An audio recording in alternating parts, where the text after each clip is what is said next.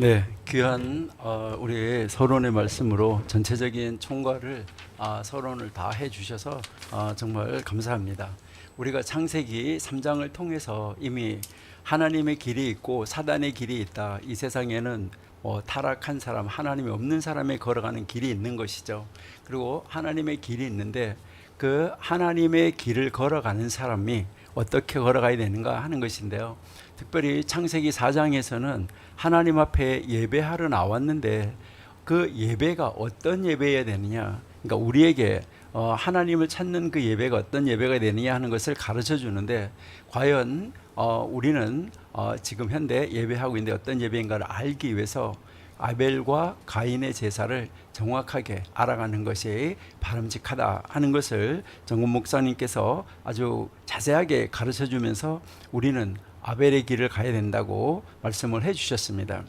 그래서 오늘은 서론이기 때문에 창세기 4장을 한번 중요한 어휘적으로 유대인들은 그걸 어떻게 보나 하는 거, 이렇게 유대인들이 어떻게 해석하는가 하는 것을 한번 보시고, 다음번에 이제 우리 기독교 입장에서는 그걸 어떻게 받아야 되는가 하는 것을 한번 살펴보도록 그렇게 하겠습니다. 먼저 4장 3절에 보시면은 세월이 지난 후에라는 말이 있는데, 이것은 여기에서 세월이 지났다고 말할 때 이것은 날들의 끝을 이야기를 하는 것입니다. 그러니까 이것은 날들의 끝이라는 것은 어떤 절기든 아니면 어떤 기간이든 무엇이 완료된 것으로 이렇게 이야기를 하는 것이죠. 그렇기 때문에 이것은 단순한 시간의 경과를 넘어서 무엇인가 완성 또는 종료된 때, 아니면 정기적인 시간이 온 때, 이런 때를 말하는 것입니다. 그렇기 때문에 특정한 기간이 지나서 중요한 사건이 발생하는 시점을 말할 때, 그럴 때 쓰는 단어입니다. 창세기 41장 1절에서도 만 2년 끝에 바로의 꿈을 해석하는 것이 나오고, 여호수아서 3장 16절에 물이 멈추게 되는데 그 멈춘 끝을 의미할 때, 예레미야 3장 14절에서는 7년의 끝에 바로 그 긴 시간이 지난 후 특정 행동을 취하는 시점으로 시공간의 끝을 의미하는데 사용하는 단어가 그 단어라는 것입니다. 이 단어의 의미가 바르게 해석이 돼야 이때 가인과 아벨이 드린 제사는 무슨 제사냐, 이게 그때 추수감사 제사냐, 번제냐, 무슨 제사를 드렸냐, 어떤 제사를 드렸냐 하는 것을 여러분들이 한번 찾아보셔야 된다는 것이죠.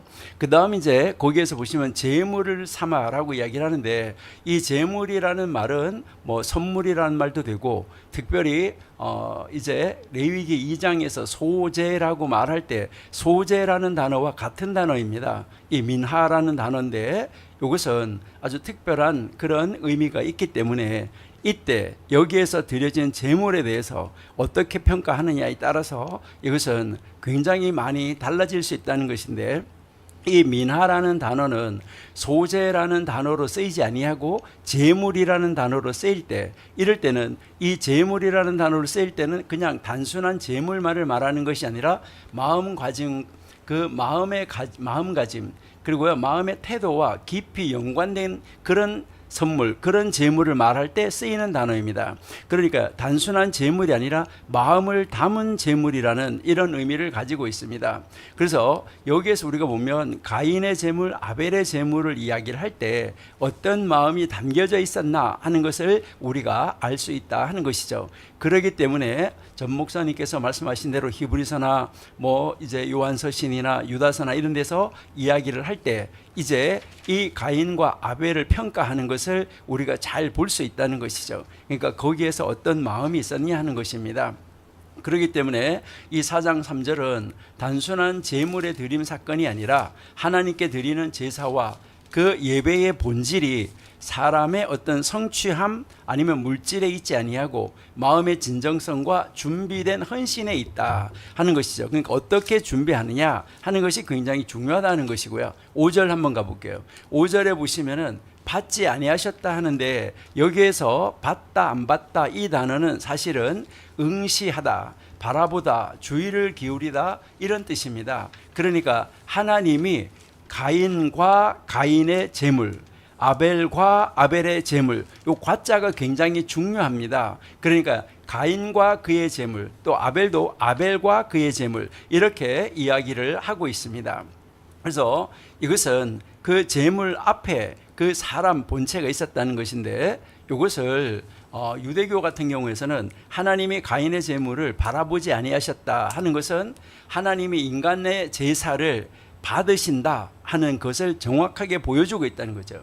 그러니까 이때 이 외적인 예배가 아닌 내적 진실성, 이것이 있어서 하나님이 바라보시고 보시지 않는다, 이것을 이야기를 하는 것이죠.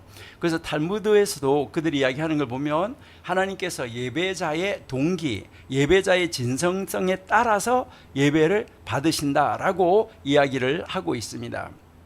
그리고 가인이 몹시 분하였다라고 여기서 이야기하고 있습니다.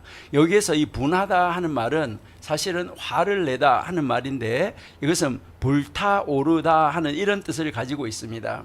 이것은 격분의 의미입니다. 다른 말로 말해서 심한 감정적 동요나 분노를 나타내는 말이에요. 그래서 매우 강렬한 상태인데, 이 유대교에서는 이 단어를 가인이 마음속 깊이 화와 질투를 품고 있었다, 그래서 이제 이 비교와 불만을 가질 때 생기는 아주 위험한 그 내적 불안의 요소다라고 이야기를 하게 됩니다. 그래서 미드라시에서는 가인이 동생을 시기하게 된 원인을 그의 내적 불만에서 찾고 있습니다. 그래서 인간의 마음의 이 관리, 그러니까 인간의 내면의 관리, 이것이 굉장히 중요하다는 것인데요. 그래서 창세기 4장 5절은 결국 예배의 본질이 하나님 앞에서의 내적 진정성에 있다 하는 것을 가르쳐주고 있는 것입니다. 그래서 우리가 드리는 예배와 그 제물에 담긴 마음을 성찰하게 하는 이 중요한 구절이라는 것이고요. 그 다음에 6절 한번 보시면, 6절에 여기에서 어찌미며 라는 말이 있습니다. 어찌미며, 이것은 사실은 어찌하여, 왜, 저는 이 말 굉장히 싫어하는데 오늘 시간이 없으니까요, 왜 싫어하는지는 다음번에 기회가 있으면 한번 말씀을 드리도록 하겠습니다. 여기에서 이것은 하나의 질문의 형태로 사용이 되는데 어떤 감정이나 행동의 이유를 묻는 거예요. 그러니까 이것은 주의 깊은 질문을 통해서 문제의 원인을 묻고 대답을 요구하는 표현입니다. 그래서 이 질문은 인간이 하나님 앞에서 자신의 행위를 돌아보고 다스릴 수 있는 기회, 다시 말하면 회복의 기회를 주는 그러한 질문입니다. 그래서 그 회복의 기회를 주는데 결국 가인은 그 회복의 기회를 놓쳤다는 것이죠. 유대교에서는 하나님께서 가인에게 어찌미며 라고 물으신 것은 그 가인의 감정 상태, 행동의 원인을 성찰하라는 것입니다. 돌아보라는 것입니다. 그렇게 하려고 하는 그 의도였었다라는 것이죠. 그래서 유대 문헌에서는 자기 성찰을 통해서 감정의 뿌리를 살피고 자기 통제를 통해서 올바른 길로 돌아갈 수 있다라고 이야기를 하는 것입니다. 그래서 모든 신앙은 다 이제 그 모든 것을 내려놓고 하나님 앞으로 돌아갈 수 있어야 된다는 것인데, 이것은 인간이 스스로는 할 수 없습니다. 그러니까 성령의 도우심을 통해서만 이루어질 수 있다. 이게 예수님과 함께 나갈 때 가능한데 예수님이 없을 때, 하나님의 영이 없을 때 안 된다는 것이죠. 그래서 성령님의 도우심을 통해서만 이루어지는 과정이라는 것을 강조하고 있고요. 그리고 여기서 이 분노하다, 격분하다, 이것은 인간의 삶에서 여러 죄악의 씨앗이 바로 이 격분으로부터 나타난다 하는 것이고요. 그 다음 이제 안색이 변하다라고 말을 하고 있는데, 이 안색이 변했다는 말은 원래 그냥 앞에도 나오고 뒤에도 나오고 두 번 나와 있는데, 이 말은 무엇을 말하냐면 얼굴을 땅을 향하여 떨어뜨리다는 말입니다. 얼굴을 땅을 향하여서 떨어뜨렸다 하는 그 말에서 나온 것인데, 이것은 얼굴을 땅에 떨어뜨렸다 하는 말은 무슨 말일까 하는 것이죠. 글쎄요, 이제 뭐 우리나라에서는 어른이 말을 할 때 고개를 숙이고 있어야 되죠. 고개를 들고 눈을 이렇게 쳐다보면 안 되죠. 그런데 다른 나라에서는 고개를 들고 말하는 사람의 눈과 마주쳐야 이게 정상인데, 여기에서 마찬가지입니다. 그러니까요, 이제 이 고개를 떨어뜨렸다 하는 말은 불평과 불만, 내면의 감정이 상했다, 이것을 이야기를 하는 것이죠. 그래서 하나님 앞에서의 마음의 상태를 바로 하고 내면의 감정이 행동으로 이어지기 전에 자기 자신의 스스로를 성찰하고 다스리는 것이 중요하다는 것이죠. 그렇기 때문에 이 얼굴을 땅에 떨어뜨렸다는 것은 내면의 상태, 분노, 그리고 이 절망, 이것의 표출이라는 것입니다. 그렇기 때문에 바로 이 얼굴은 이제 내면의 상태를 비추어주는 창이라고 유대인들은 말을 합니다. 그래서 하나님께서 내면과 외면의 통합을 굉장히 중요하게 여기면서 자기 통제를 통한 성찰이 필요하다. 이것을 우리에게 가르쳐 주는 것이죠. 그러니까 내면의 상태가 하나님 앞에서 매우 중요하다. 이것을 교훈하고 하나님께 드리는 예배와 신앙의 본질은 마음에서 비롯되어야 된다 하는 것을 우리에게 가르쳐 줍니다. 그래서 이 마음 안에 예수가 있느냐, 영이 있느냐 하는 것이 굉장히 중요하다. 그러니까 하나님의 영이 있느냐는 건 중요하다는 것이죠. 7절 한번 보세요. 7절 한번 보시면은 네가 선을 행하면 어찌, 여기도 어찌라는 단어가 나와요. 그러니까 앞에서 어찌미여 하고 여기서 어찌라는 단어가 나오는데 여기에서 어찌 하는 이 단어, 이 단어는 좀 다른 단어입니다. 어찌 낯을 들지 못하겠느냐 하는데 여기서 이 어찌라는 말은 어찌 아니하겠느냐라는 수사 의문문입니다. 그러니까 부정수사 의문문으로 사용되는 단어인데 질문을 통해서 이제 이 강조와 확신을 나타내는 이런 기능을 하는 것입니다. 그러니까 독자들에게 어떤 특정 사실이나 이 기대를 상기시키면서 그리고 그 말을 듣는 사람에게 어떤 특정 사실, 기대를 상기시키면서 자기 스스로를 바라보라라고, 성찰하라라고, 스스로 반문하게 하라고 이렇게 주는 이런 단어입니다. 그래서 유대교에서는 이 질문을 통해서 하나님께서 가인에게 그의 선택과 그의 행동이 중요한 영향을 미칠 것이라는 것을 깨달아라.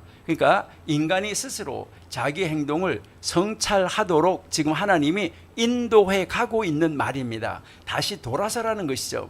그러니까 하나님은 아담이 범죄했을 때도 아담에게 계속해서 7번의 기회를 줬습니다. 하나님 앞으로 돌아올 수 있는 기회를. 가인에게도 똑같이 7번의 기회를 주고 있습니다. 그런데 그 가인이 하나님 앞으로 돌아오지 못하는 것은 그 안에 하나님의 영이 없기 때문에, 그래서 결국은 자기가 이제 떠나게 되는 이런 모습을 우리가 볼 수 있는데요. 이것은 다음 주에 우리가 자세하게 한번 살펴보고요. 그래서 하나님께서 인간에게 선을 행할 능력을 주셨다는 것이죠. 여러분, 여기에서 선을 행하는 능력이라는 것은 똑바로 가는 능력을 줬다는 것입니다. 여러분, 똑바로 가다, 정직하게 하다 같은 단어인데 이 똑바로 가다, 정직하다 이 단어가 왜 중요할까 하는 것이죠. 하나님이 아담과 하와를 창조해서 똑바로 가도록, 정직하게 가도록, 바른 길을 가도록 만들어 놓고 앞에 관역을 세워놓은 것입니다. 그러니까 그 관역을 향하여 똑바로 가도록 했는데 무엇의 영향력을 받았든지 간에 그 영향력을 받아서 똑바로 가는 길에서 벗어났다는 것입니다. 이 벗어난 것을 죄라고 그러는 거죠. 그러니까 죄에서 다시 바로 서서 똑바로 갈 수 있어야지 된다. 이것을 이야기를 하는 것이죠. 그래서 하나님께서는 모든 신앙인이 자신의 선택과 행위에 따라서 결과와 책임을 져야 한다라고 이제 가르치고 있다고 이야기를 하는 거죠. 그래서 여기서 선을 행하다, 바르게 행하다 이 단어를 통해서 바른 행위, 바른 마음가짐, 돌아서야지 된다. 그래서 계속 가인을 향하여서 하나님은 돌아설 수 있는 기회를 계속 주시고 있다 하는 것입니다. 그래서 거기서 죄라는 단어 한번 보세요. 죄가 문에 엎드리니라 하는데 이 죄라는 단어는 우리가 잘 알고 있잖아요. 그러니까 직선으로 나아가는 데서 빗나간 거, 똑바로 가는 데서 빗나간 거, 이것을 관역을 벗어났다 이렇게 이야기를 하고 있는 것이죠. 그러니까요, 하나님과의 언약을 유지하고 공동체의 정결함을 보존하기 위한 중요한 아주 종교적인 절차입니다. 그래서 죄가 문에 엎드렸다 하는 이 표현, 이것은 과연 무엇일까 하는 것이죠. 여기서 이 엎드렸다는 말은 우리가 군대 갔다 오신 분들은 잘 아시는 말, 매복했다는 말입니다. 매복하고 있다. 그러니까요, 그 문에서 매복하고 엎드려서 기다리고 있다는 것인데 무엇을 말하냐면 여러분, 동물들 아니면은 포식자 아니면 요즘에 아주 이해하기 쉽게 교통경찰이 숨어서 기다리고 있는 것입니다. 잡으려고. 그러니까 동물이나 포식자가 목표물을 기다리면서 매복해서 숨어 기다리고 있는 이런 상태를 표현할 때 쓰는 말입니다.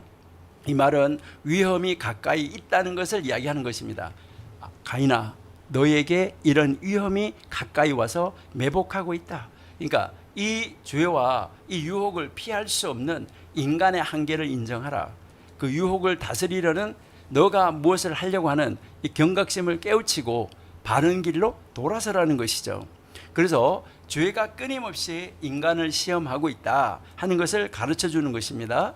그래서 죄가 도사리고 있다 하는 거, 이것은 아주 굉장히 중요한 말이고, 그 다음에 보시면은 원한다, 향한다 하는 말이 있어요. 그러니까 원한다, 향한다는 말이 있는데, 여기에서 이제 이 단어를 여러분들이 창세기 3장 16절을 한번 보실까요? 창세기 3장 16절. 여자에게 이르되 내가 네게 잉태하는 고통을 크게 더하리니 네가 수고하고 자식을 낳을 것이며 너는 남편을 사모하고, 이 사모하고라는 말이 원한다 하는 단어, 여기에 지금 창세기 4장 7절에 나온 단어하고 같은 단어예요.